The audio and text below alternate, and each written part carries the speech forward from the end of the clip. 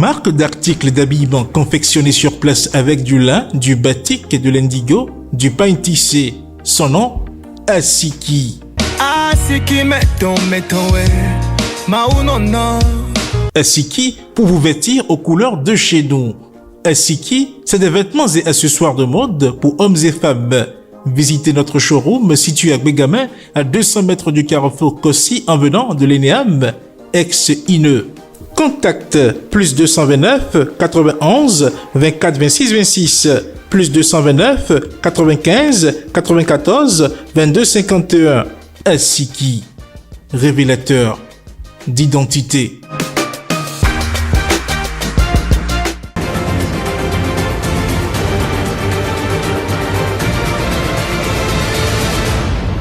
Guérit TV Monde, le leader des Web TV au Bénin.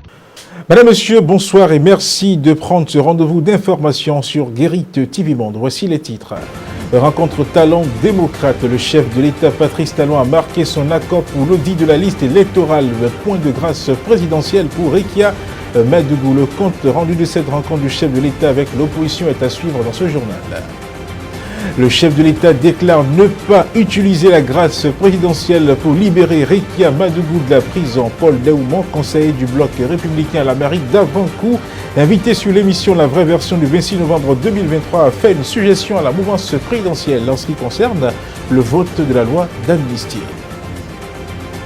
Et puis dans l'interactualité au Togo, le président de la République a instruit le gouvernement de prendre sans tarder toutes les mesures pour permettre d'organiser les prochaines élections au plus tard à la fin du premier trimestre de l'année 2024. C'était là les titres, le développement, le voici. Mesdames, Messieurs, à nouveau bonsoir. La rencontre a duré 4 heures d'horloge en dehors de l'ordre du jour défini par le président de la République, président Patrice Talon. Les démocrates ont abordé bien d'autres questions. Au terme de la rencontre, une conférence de presse a été animée au siège du parti à Cotonou. Voici le résumé du tête-à-tête entre le chef de l'État et la délégation de l'opposition. Suivez. Deux principaux points d'accord se dégagent de la rencontre entre le président Patrice Talon et la délégation du Parti Les Démocrates conduite par son président Boni Yayi. Le premier point d'accord a été la question de la liste électorale. Le président de la République a marqué son accord pour qu'un audit soit diligenté. L'autre point d'entente est lié à la libération d'une kyrielle de militants du parti, notamment des jeunes. Le président de la République a donné séance tenante les instructions au ministre de la Justice pour que les dossiers soient accélérés. Libération pour ceux-là, oui, mais pour Rekia Madougou, le président de la République a clairement donné sa position. Il s'est dit, la grâce présidentielle, c'est mes prérogatives. Je ne prendrai pas. On lui a demandé d'accompagner la loi d'amnistie. Il dit non, que ce sont les députés. On a dit, les députés, vous avez quelque chose à dire. Il a dit qu'il n'est pas ouvert pour ça. C'était pour nous comme un coup de massue, un coup de poignard dans les côtes. Mais en tant que responsable du parti Les Démocrates, nous restons convaincus que nous devons continuer le combat pour obtenir la libération de nos camarades. Sur la question de l'absence de l'opposition au sein de la Sénat, les discussions n'ont pas achoppé. Le président de la République est resté pas très ouvert à la question, mais nous ne baissons pas la garde. Il n'y a pas eu de discussion seulement au sujet des questions politiques. Le gouvernement a récemment pris des mesures au profit des acteurs de la filière soja. Mais sur la date d'entrée en vigueur de ces mesures, il n'y avait pas de précision. Il y a eu des informations qui nous sont parvenues selon lesquelles la décision ne serait mise en œuvre qu'à partir du mois de janvier. Ce qui a agi pendant ces 7 derniers jours sur le prix d'achat aux producteurs. Le président de la République a fait avec nous le constat que ce phénomène a existé, mais qu'il ne dépend pas de lui. Que la décision du gouvernement reste conforme à ce que nous avons obtenu et que donc des dispositions seront prises pour annoncer aux populations que la taxe à l'exportation qui est de 30 francs est mise en œuvre dès maintenant et non à partir du mois de janvier. Donc un communiqué gouvernemental passera pour préciser cela. Après le congrès qui a consacré l'élection de Boniayi à la présidence du parti, cette rencontre avec le président de la République a permis d'éclaircir l'horizon quant à l'aboutissement de certaines ambitions de l'opposition.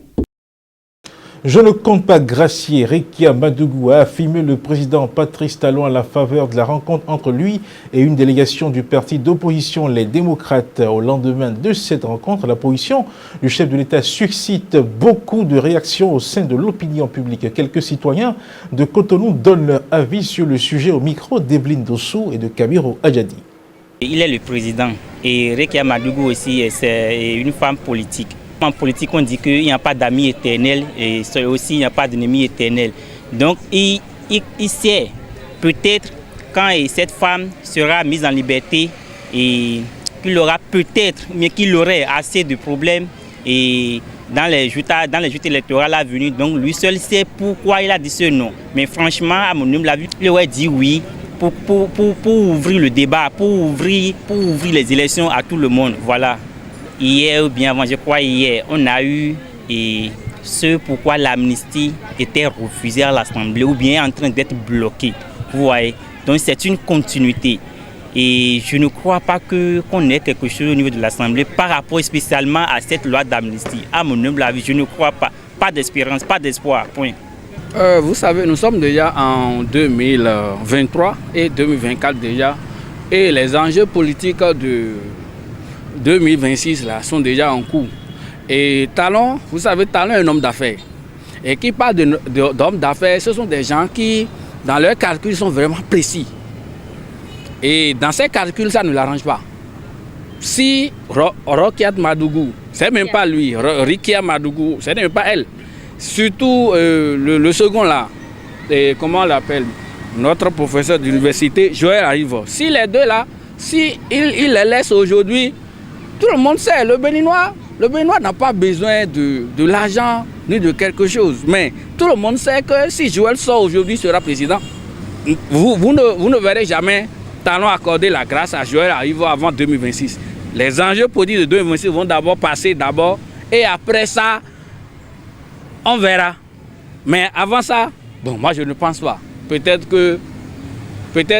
ne pense pas.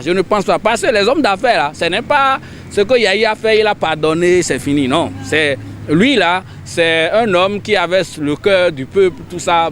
Mais les hommes d'affaires, eux là, ils sont stricts dans leur calcul, ils n'ont pas d'amis. Hein. Ils n'ont pas d'amis. Si ça les arrange, pas ça les arrange. Les étudiants là ont quel poids? Ces étudiants là ont quel poids? Ils n'ont aucun poids politique. Il s'agit de notoriété, c'est-à-dire il s'agit de la puissance que la personne peut faire dans les enjeux, du poids qu'il peut peser dans la balance de l'enjeu politique au Bénin. Les étudiants là, ils sont rien. S'il peut neige, même s'il fait 3e mandat, même s'il continue un jour, il va laisser le pouvoir. Mais celui qui va le relayer après demain là, est-ce que ce que celui-là aussi va faire là, est-ce qu'on sait? On ne sait pas. Si demain, un enfant de Madougou ou bien quelqu'un de côté de Madougou, à Ivor, ou bien les détenus politiques qui sont à l'extérieur, prend le pouvoir demain, ils vont vouloir prendre la vengeance. Or, c'est ce qu'on ne veut pas dans notre pays.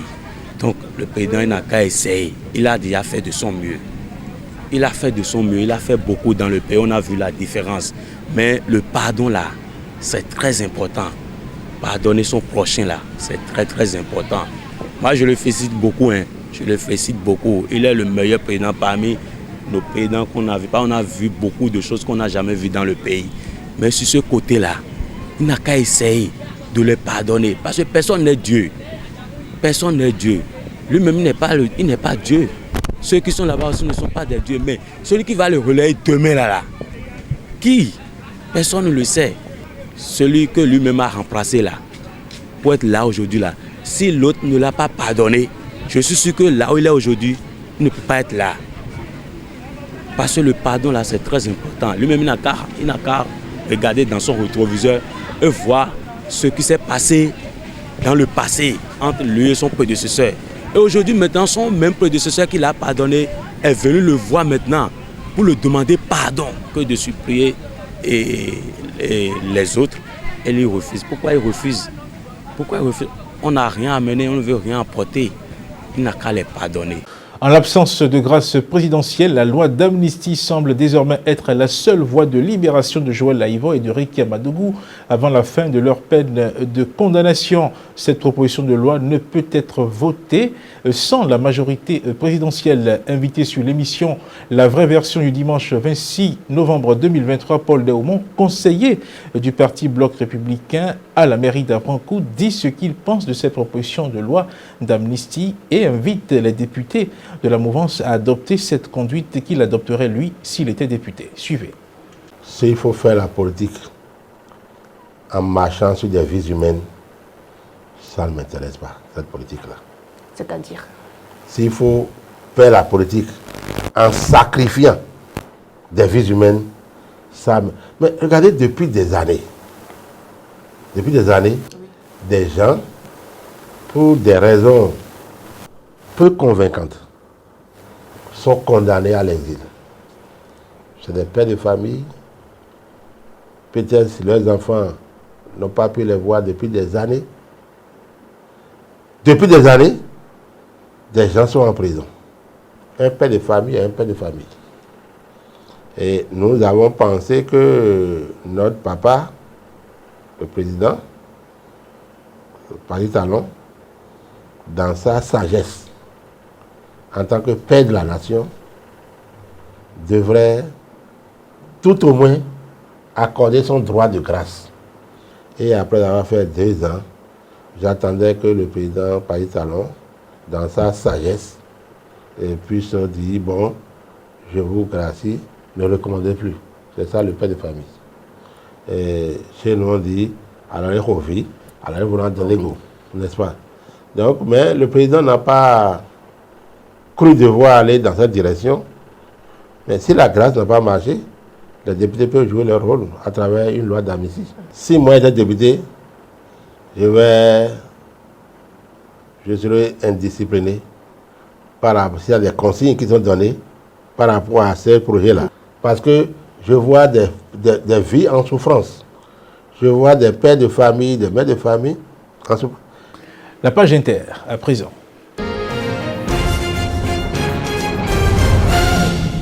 Au Kenya, ce 28 novembre 2023, la Haute Cour de justice de Nairobi a déclaré contraire à la Constitution une partie de la loi des finances 2023. La justice a notamment estimé que les modalités d'une taxe très contestée sur les revenus étaient discriminatoires. Les explications sur cette décision sont à suivre dans la page inter de ce 19h, mais à suivre également l'actualité au Togo et au Sénégal avec Faouzia Sifo.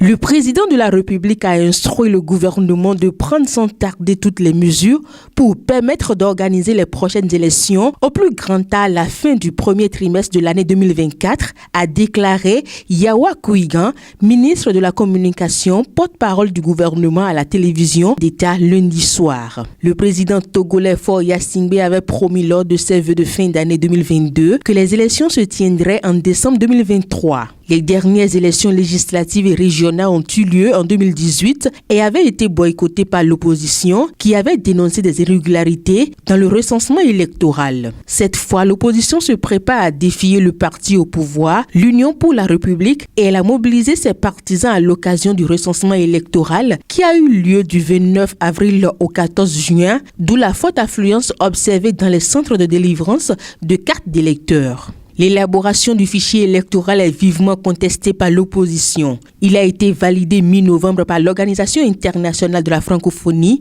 OIF, qui avait jugé le fichier électoral définitif où sont inscrits plus de 4,2 millions d'électeurs suffisamment fiables pour permettre la tenue des prochaines élections régionales et législatives dans les conditions de confiance. Pour rappel, le chef de l'État Faure Gnassingbé est au pouvoir depuis 2005, après avoir succédé à son père, le général Eyadema Gnassingbé, qui a dirigé le pays d'une main de fer pendant 38 ans.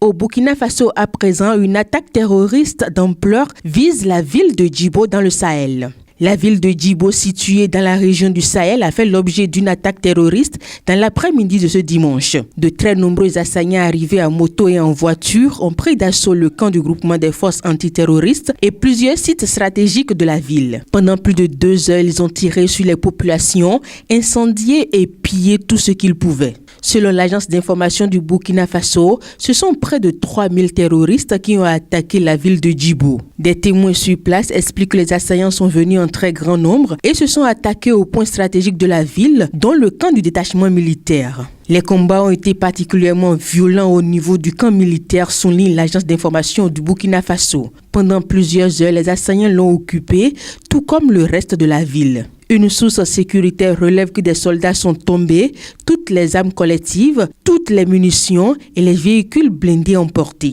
Une contre-offensive a été menée et plus de 400 terroristes tués, affirme l'agence d'information du Burkina Faso. Un chiffre qui ne peut pas être vérifié d'une manière indépendante. Par ailleurs, l'agence ne mentionne pas d'éventuelles pertes et dégâts matériels du côté des forces burkinabées. Notons pour finir que depuis plus de 2 ans, la ville de Djibo est sous le blocus de groupes armés terroristes. Les habitants sont ravitaillés grâce à un point aérien du programme alimentaire mondial PAM ou par les rares convois escortés par l'armée du Burkina Faso. Ces convois font régulièrement l'objet d'attaques des groupes armés terroristes.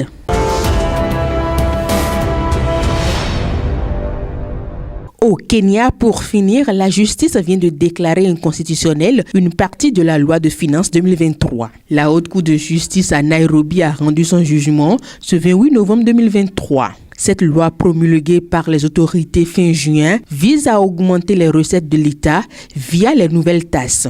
Elle avait été l'un des éléments déclencheurs de la contestation menée par l'opposition de mars à juillet et dont la répression a fait plusieurs victimes. Plusieurs organisations de la société civile et des partis politiques ont porté plainte contre cette loi pour inconstitutionnalité. Les partis civils auraient en effet aimé voir l'ensemble de la loi considérée comme inconstitutionnelle, notamment parce que selon elles, les consultations publiques sur le texte n'ont pas été menées correctement par les parlements. Mais la Cour n'a pas retenu cet argument. Les juges ont en revanche décrété certains impôts inconstitutionnels, comme le Youssine Levy, une taxe sur les revenus destinés à financer des logements à prix modéré. La loi de finances prévoit de n'imposer que les travailleurs du secteur formel, ce qui a été considéré par les juges comme discriminatoire. Les avocats du Parlement et de l'Office kenyan des recettes ont demandé la suspension pour 45 jours de ce jugement afin de permettre aux services fiscaux de s'ajuster. Ils demandent aussi à exempter le trésor du remboursement, car selon eux, les finances de l'État ne le permettent pas. Les sports, à présent.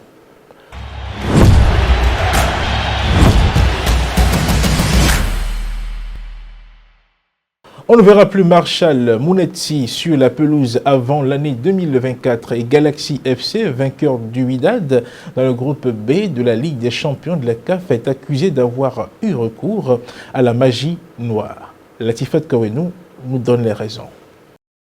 On ne reverra pas Marshall Mounetsi sur les pelouses de Ligue 1 avant 2024. Sorti à la 33e minute du match contre Rennes le dimanche dernier et remplacé par son coéquipier Amir Richardson, le milieu défensif zimbabwéen souffre d'une grosse entorse de la cheville droite. L'information est donnée par l'équipe qui indique que le joueur de 27 ans effectuera son retour sur les terrains après la trêve hivernale. Marshall Mounetsi devrait donc être présent contre Monaco le 13 janvier prochain. Autre actualité à présent, l'entraîneur du Johannesburg Galaxy du Botswana, Morena Ramoreboli, a brusquement quitté la salle de conférence le samedi 25 novembre 2023 après avoir été accusé d'avoir eu recours à la magie noire pour obtenir une surprenante victoire d'1-0 contre le Wydad AC dans le groupe B de la Ligue des champions de la CAF. Le but de Tabang s'est signé Assigny à la 33e minute au stade de Marrakech a propulsé le Galassi vers une victoire étonnante à l'extérieur malgré la domination du Wydad avec plus de 20 tentatives de but. Les médias marocains ont ensuite suscité la controverse en laissant entendre que le succès de Galassi est dû à des influences surnaturelles. Morena Ramoré-Boli, visiblement irrité par ces insinuations, a répondu à la question de la magie noire en défendant avec véhémence la performance de son équipe et en exigeant le respect. Je le cite, « Vous me mettez à mal. Vous dites que nous avons gagné grâce à la magie noire. Ne nous manquez pas de respect. Je suis vraiment désolé, mais vous ne pouvez pas parler comme ça. » Fin de citation, a-t-il déclaré avant de quitter la conférence de presse sans répondre à d'autres questions. Les accusations infondées du journaliste laissé entendre n'étaient pas le résultat des prouesses tactiques et de l'expertise de Ramoré-Boli en matière d'entraînement, mais plutôt le fruit de l'utilisation de forces surnaturelles. Pour rappel, le Joaneg Galassi s'était déjà qualifié pour la phase de groupe en battant les Vipers SC d'Ouganda et les géants sud-africains d'Orlando Pirates lors des éliminatoires. Le triomphe inattendu de l'équipe contre le Wydad AC est maintenant devenu un sujet de débat, non seulement pour ses réalisations sur le terrain, mais aussi pour ses résultats. C'est la fin de ce journal. Merci de l'avoir suivi et que la chance accompagne toujours vos efforts. Bonsoir chez vous.